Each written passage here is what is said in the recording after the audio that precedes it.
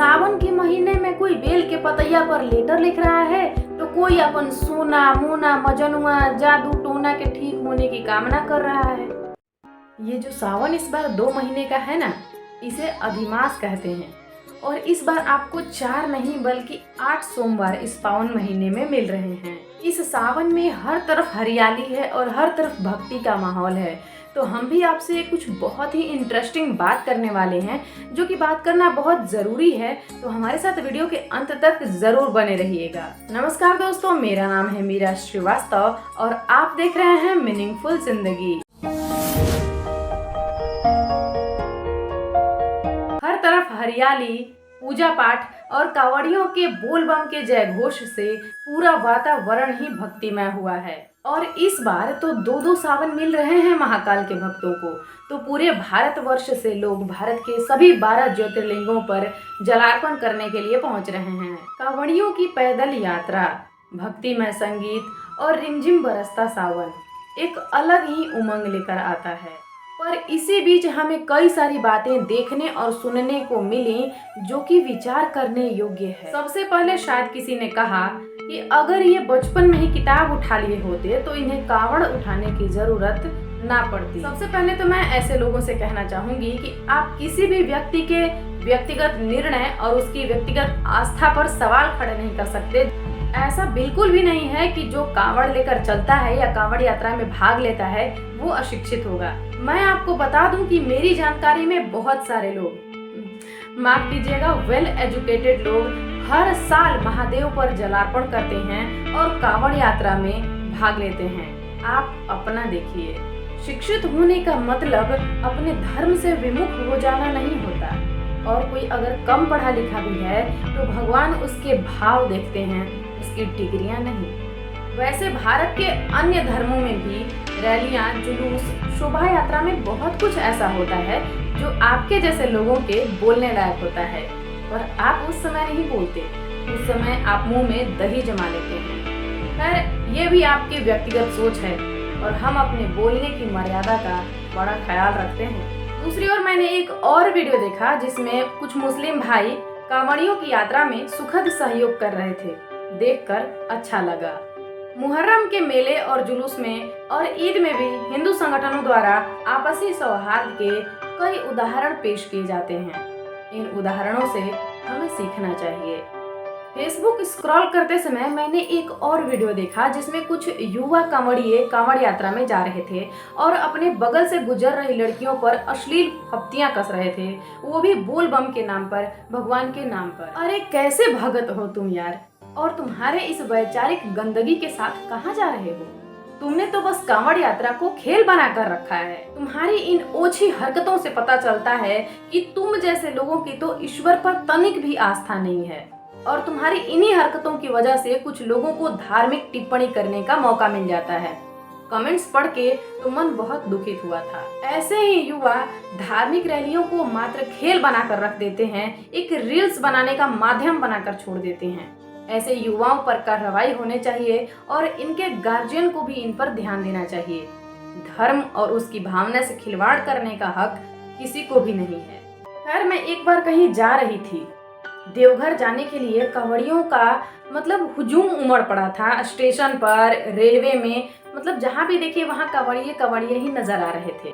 Train की जिस bogie में हम बैठे थे वहीं पर जो बीच में जगह होता है वहीं पर 10-15 कांवड़ियों का एक ग्रुप बैठा हुआ था। वो ठहाके लगाकर अचानक हंस पड़े और बड़े खुश नजर आ रहे थे क्योंकि उन्होंने टिकट नहीं कटाई थी। साथ ही पान, गुटखा, तिरंगा, गांजा, हर तरह का नशा उनके पास था। एक ने कहा, जय शंकर भगवान, हमारे तो आराध्य ही भांग का, धतूरे का नशा करते हैं तो हम तो उनके भगत ठहरे, ये तो प्रसाद है उनका, हम इतना तो नशा कर ही सकते हैं। अब उन मूर्खों को कौन समझाए कि उनकी कांवड़ यात्रा का कोई लाभ नहीं है और नशा खुराकी को किसी भी दृष्टिकोण से सही नहीं ठहराया जा सकता। और यहाँ तो उन्होंने अपने गलत कृत्यों को ईश्वर की आदतों से ही जोड़ दिया। या तो वो समझते नहीं या जानबूझकर समझना नहीं चाहते, पता नहीं। देवाधिदेव महादेव को नीलकंठ भी कहा जाता है, पता है ना क्यों? चलिए थोड़ा बता भी देते हैं।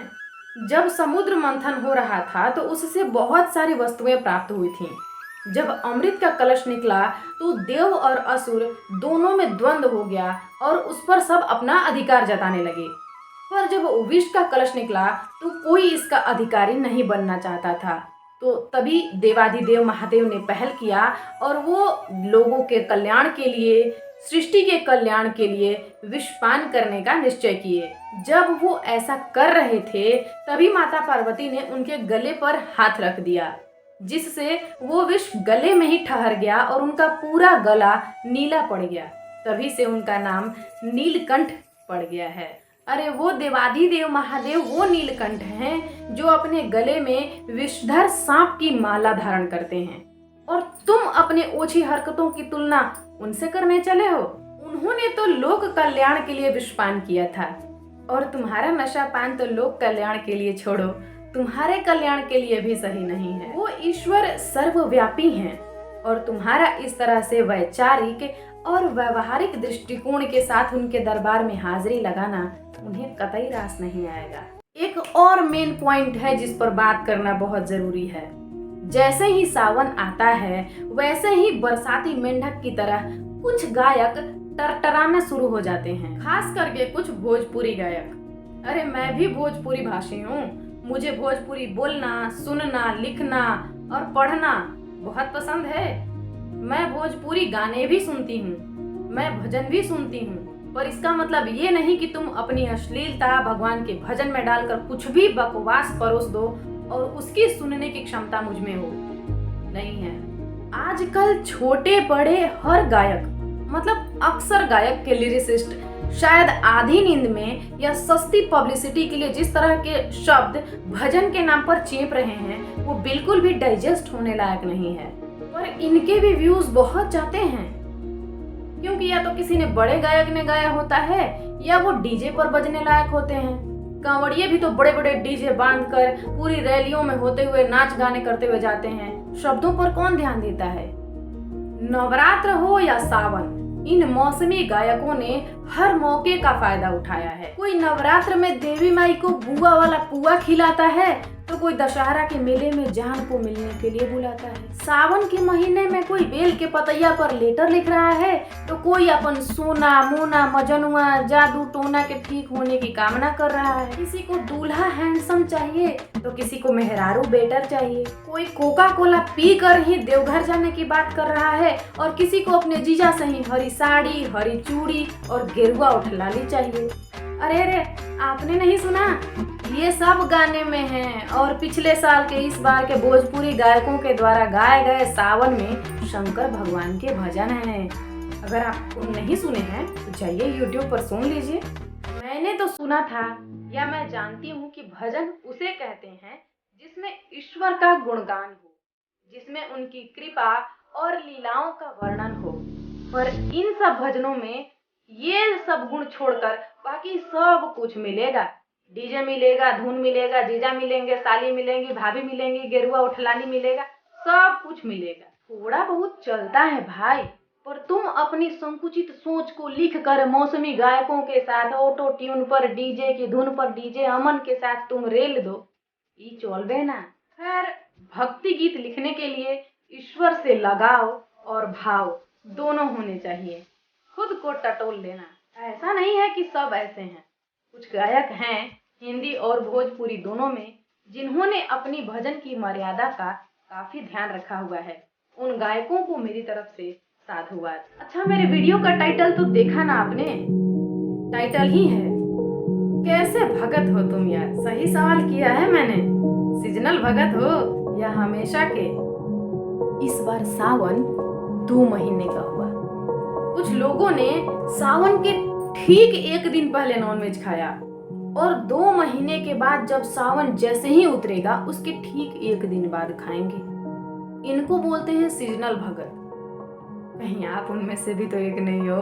खैर, सावन में मांसाहार नहीं करना चाहिए, ये तो हमारा धर्म सिखाता ही है। साथ ही ये बात बिल्कुल वैज्ञानिक भी है, क्योंकि सावन में पानी अधिक गिरता है तो मांस में नमी और पानी ज्यादा मात्रा में होते हैं। इस मौसम में धूप भी कम निकलता है, जिससे शरीर को विटामिन डी नहीं मिल पाता। ऐसे में यदि कोई मांसाहार करता है तो पाचन क्रिया ठीक से नहीं हो पाती और बीमार होने के चांसेस ज्यादा होते हैं। तो इस मौसम में धार्मिक और वैज्ञानिक दोनों दृष्टिकोण से मांसाहार बिल्कुल भी अनुकूल नहीं है। कुछ खाना या ना खाना ये आपका व्यक्तिगत निर्णय है, पर आप गौर जरूर करना आप किस तरह के भगत हो। ईश्वर भाव के भूखे होते हैं।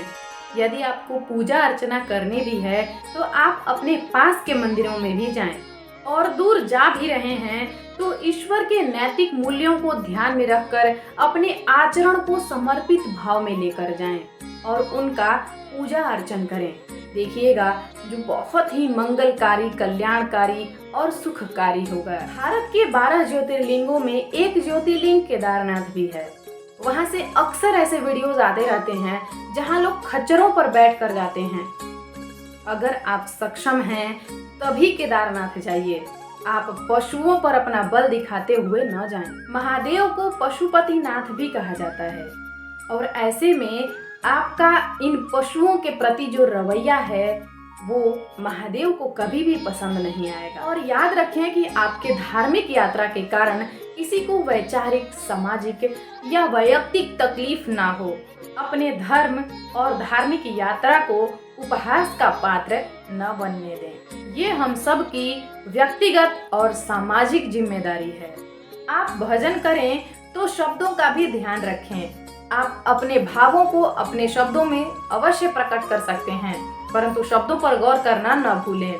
और अगर आप ऐसा नहीं कर सकते तो उनके जो श्लोक हैं उनको अपने लय में लयबद्ध करते हुए भी गा सकते हैं। धार्मिक सौहार्द बनाए रखें। मिलते हैं अगली वीडियो में।